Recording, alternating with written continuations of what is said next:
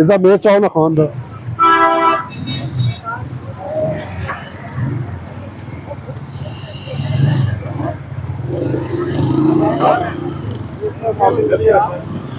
उठाओ भाई, ये रोड पे क्यों गए हुए?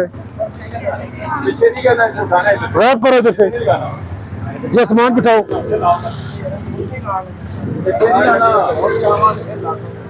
यार इधर इधर जरा कैमरा लगाएं। ये बेड उठा के गाड़ी में रखे, ये गाड़ी में रखो, उठा ये भी उठा के गाड़ी में रखो।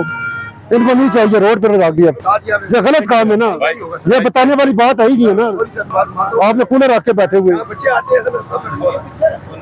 बच्चे बड़े हिसाब पे है। उठाए इसको।